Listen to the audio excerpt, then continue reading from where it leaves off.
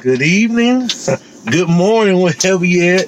How y'all doing today? I haven't posted a video in a while after the second half against Louisville kind of got into a mode where people were expressing themselves, and I like that, whether it's good or bad. And then you hear people complain, fan police kind of getting in there, and mainly it sounds like to me a lot of people that want participation trophy, and the standard is the standard.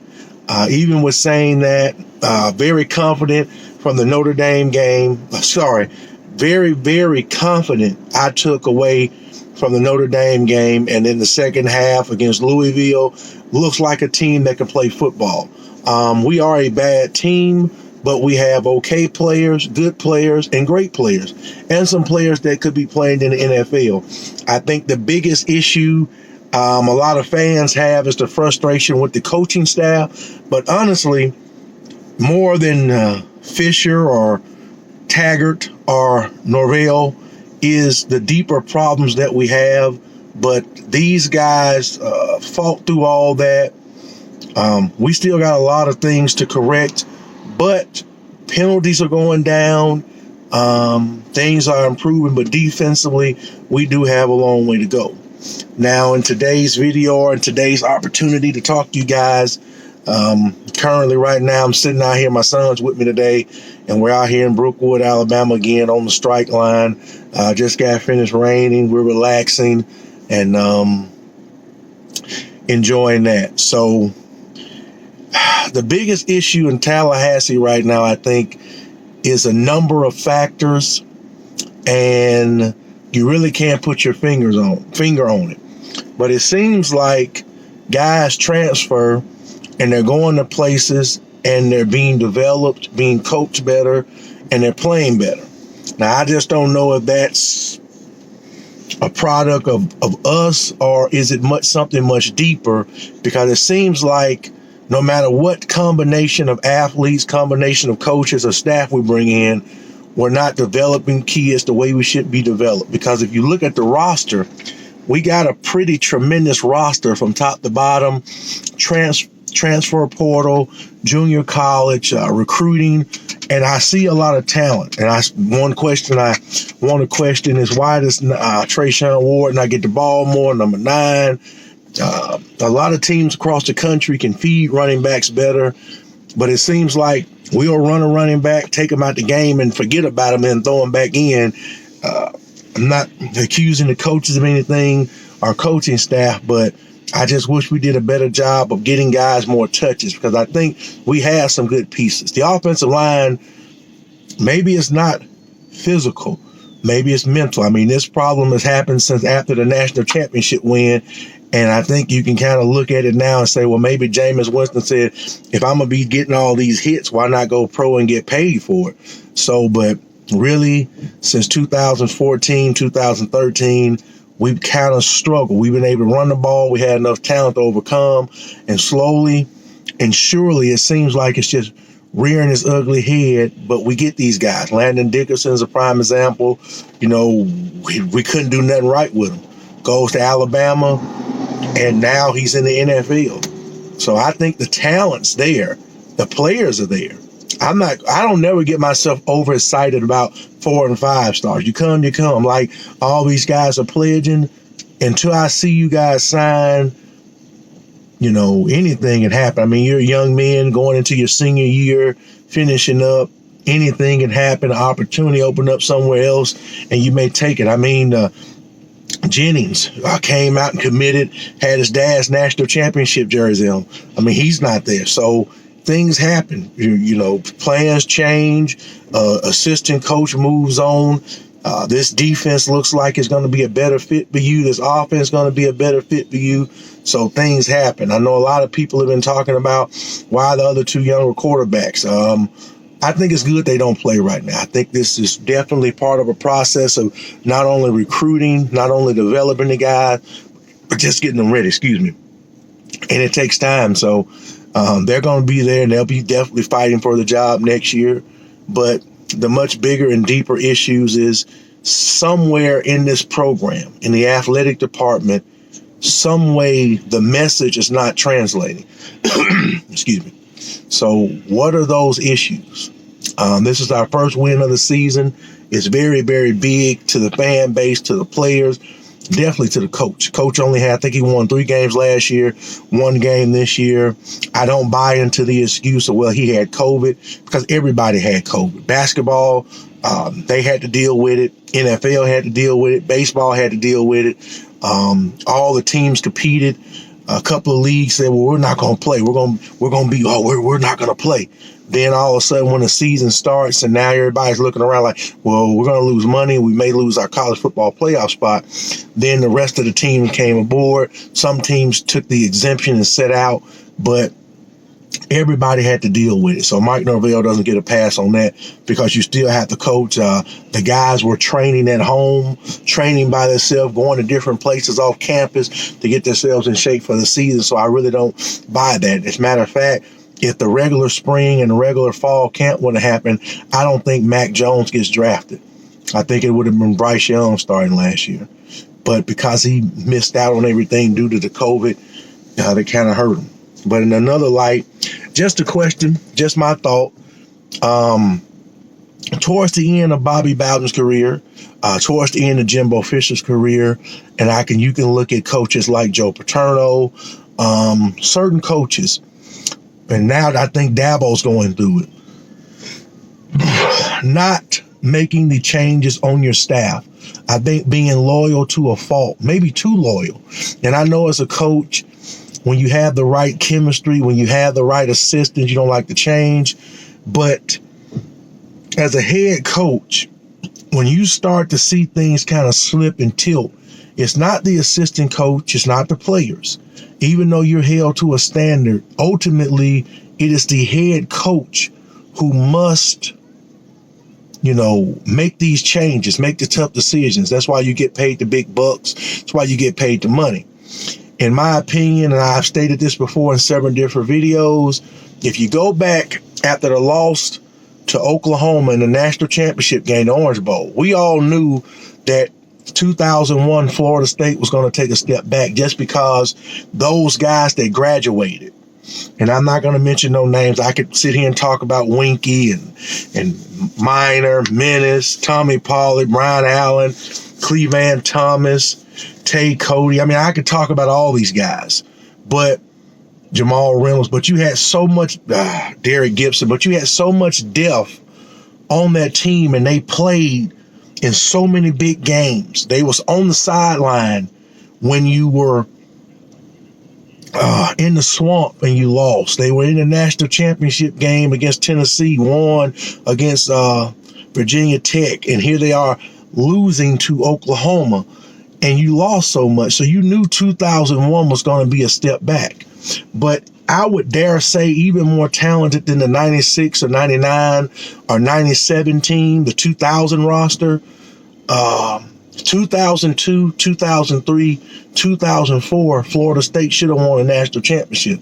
I know they talk about the lost decade, but Bobby Bowden had a 10-win season, a couple of 9-win seasons, and we have a lot of ifs. If I think honestly, if Chris Ricks plays in the Sugar Bowl against Georgia, we win that game. But they shouldn't even been there. That team, Chris Ricks, Xavier Lee, Adrian McPherson needed an offensive coordinator and a quarterback coach that can push them. Now we know Darryl Dickey and Jeff Bowden were not the answer. That's not to shortchange them or disrespect them, but coaching staff decisions. Defensively at this time, Mickey was still fine. Chuck Amato goes to North Carolina State. We have Joe Kynes. Then we take Baylor's head coach, Kevin Steele. So the decisions on the defensive side were paying off, but not the offense side.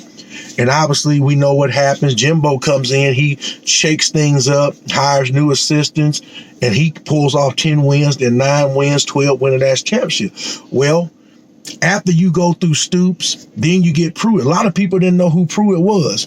Pruitt worked at Alabama, and mainly he comes from Hoover High School, up the road from here, and he worked with Russ Propst, and he comes in, defense leads the nation in interception, big play unit, fast. He leaves. Charles Kelly. All of a sudden, we see the slide. 2014, we see the slide. Offensive line play starts to go down. Now, whether he couldn't hire the assistants he wanted or whether he tried, I don't know that question. And again, you see that. Then all of a sudden, Willie Taggart. I only can say the offensive line coach, bringing Dugans aboard, keeping Odell Haggins. And then basically he was forced into bringing in Kendall Browse, and he was really the school's first true top paid assistant, because he made $1 million from the school and $1 million from the booster. So he made $2 million for 1 year. And you see, as bad as it was, he still could score points and do things. And now I'm not questioning Mike's guys, but at some point, what we're doing and how it translates to these players, to these recruits, and people will say, well, they're getting the message. I see it. We're cutting down penalties. We're fighting. But when you're trying to compete for a national championship and you're trying to continue to play at a high level, it has to work between coaches and assistants. And that's my biggest point to get to y'all. Just want your thoughts on that. Are we, with the current staff, where we need to be? Because we're still giving up a lot of plays in the secondary. It's not from effort. It's the scheme right. What we doing? Should we be more of a zone? Should we be more of a blitz? It's like we don't blitz. But again, we don't cover very well a lot of times in deep. But that's just my point. And you can see it at Clemson. Dabo Swinney has built the team. He has tremendous talent. But at some point now, the offensive line's not playing right. As far as the defense is very good. Yeah, they give up plays, but who doesn't? In today's football, you're going to get beat. You're going to give up a play here and there. I mean, even Deion got beaten. May not got beat for a touchdown, but Jerry Rice did catch a couple of passes on that. True enough, he intercepted a lot. But it's just part of the game. So you see Dabo. Clemson's struggling, and they're loaded. And it's not just 4 and 5 star, because Dabo does a great job of finding guys that people may not know about and being able to develop them and allow them to grow and become athletes. And then they have a good system. Guys are going in, getting their degrees in 2 or 3 years. Everything works from the administration, from the school to the athletic department. But for some reason now, it's not translating in certain positions. One thing I think people tend to forget about Nick Saban in Alabama is he does have a turnover rate of assistants. Now, obviously, he's kept Kirby Smart for a long time before he went to Georgia. He had Pruitt for a while. And then on the offensive side, every time he gets a new offensive coordinator, sometimes they change a wide receiver coach, change a running back coach, offensive line coach. So when you get that cup, you're still getting a half full cup instead of a half empty cup. When you get this assistant, he focuses on this thing, or he focuses on this detail, and it kind of rejuvenates. It's like getting a second chance at life when you may not need it or may need it. But that, I think, is really one of the driving forces for their dynasty. It's the little changes. I know people want to live in a world where, you have Mickey and Mark Richt forever. But some guys want to be head coaches. Some guys, want to handle it. But my question is, you can see it at Clemson, is it time to make a change on the staff? I know Florida lost, so I'm happy about that. And man, I didn't know how much dominance they had over Kentucky to the last couple of years. But even with those losses, 2 losses this season, they're still a little bit ahead of us as far as player development and how they run the organization and where they are in terms of the season versus us. So obviously they made the right hire in Dan Mullen. So that's my question, guys. I like what I saw. I knew we was going to win, but I thought we'd have a much bigger day. I thought Ward would really be explosive and have runs, but he only had 2 carries. So you only got a little taste of him. We had some plays, but we did enough to win. And sometimes that's all you need. That's football. I've been saying this all year. The defenses are catching up with the offenses, and every game's not going to be a blowout. So you have to come prepared and come to play. And for 60 minutes, and we done that and won. So moving forward, just a question is, in our program, what are we doing as nutritionists? What are we feeding the kids? How are we developing this talent? Because obviously somewhere it's a disconnect from what these guys did in high school or junior college or even at other colleges, and it's not translating in Tallahassee. And I think that's our biggest problem. Until we fix that problem, I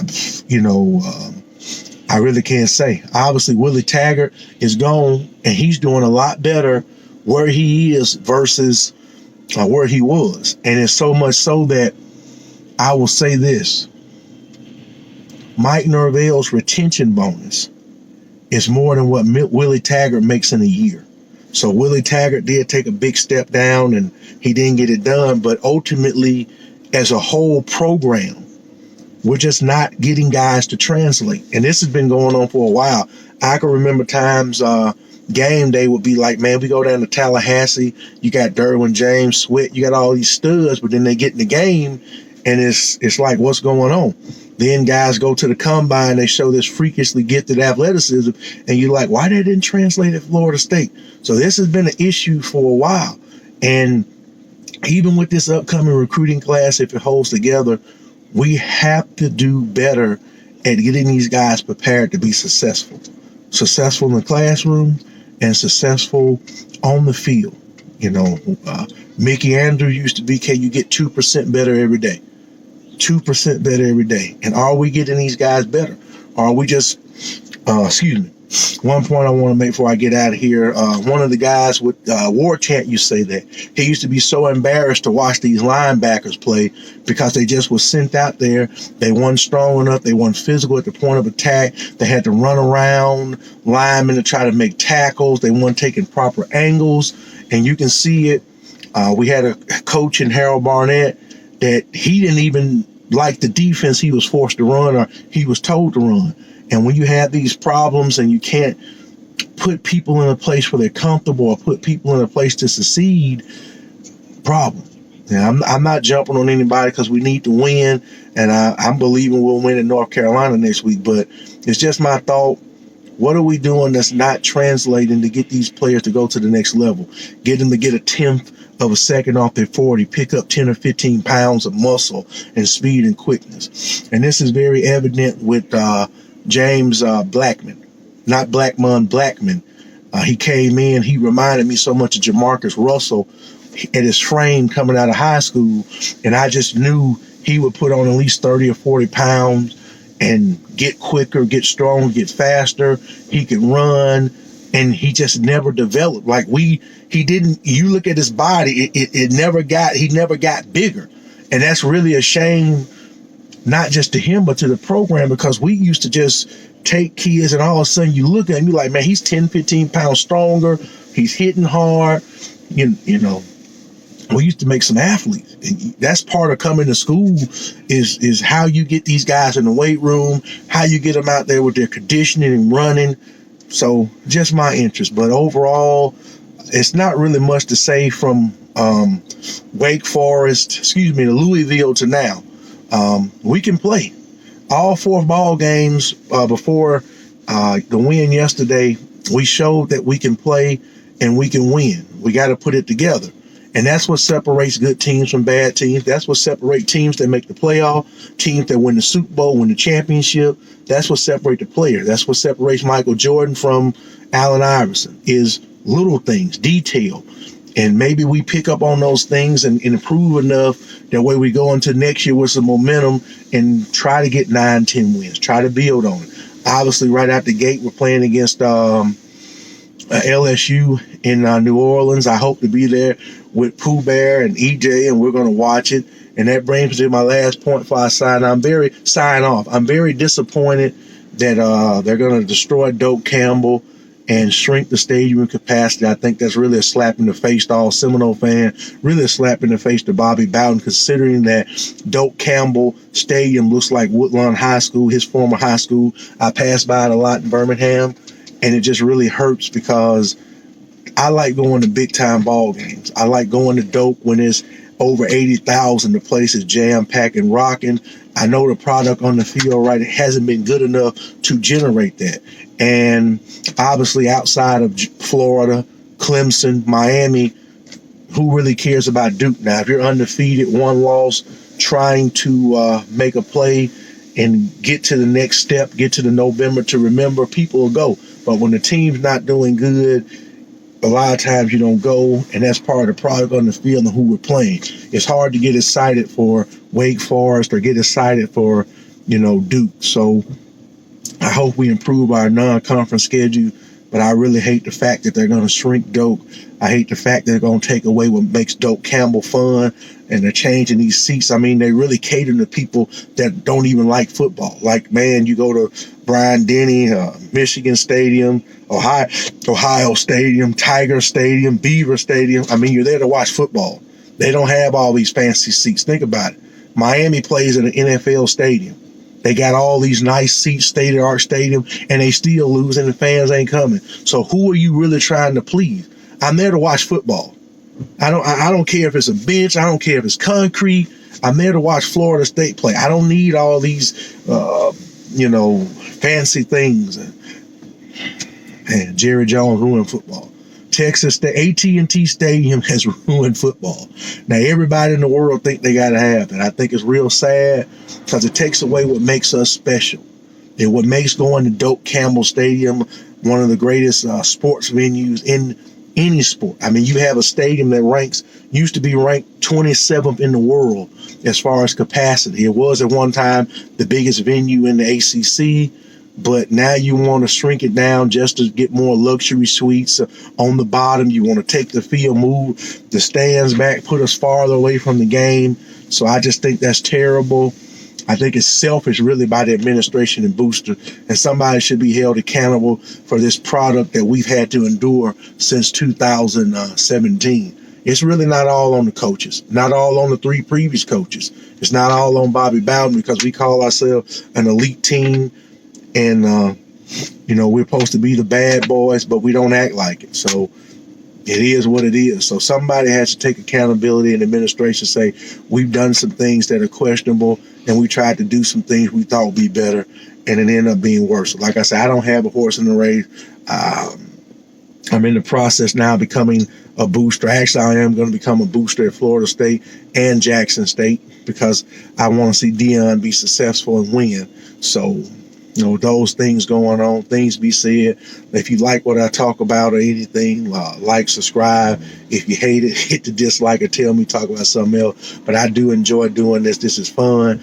Obviously, you can see I don't have the world's greatest subscribers, and I'm not saying they're not great. I think I got 23, but I'm not multi-million. I'm not on every social media platform, but I just enjoy talking about my team. Really, when I made this channel, it was more so about guns and tips about hunting and shooting.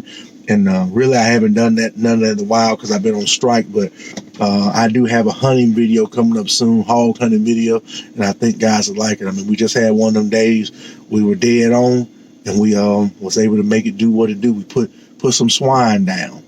So I'm out. We're westbound and down, and I'll talk to you guys later. And go Noles. And it feels good to get a victory. Now we just got to put it together and get another one. Y'all have a good day.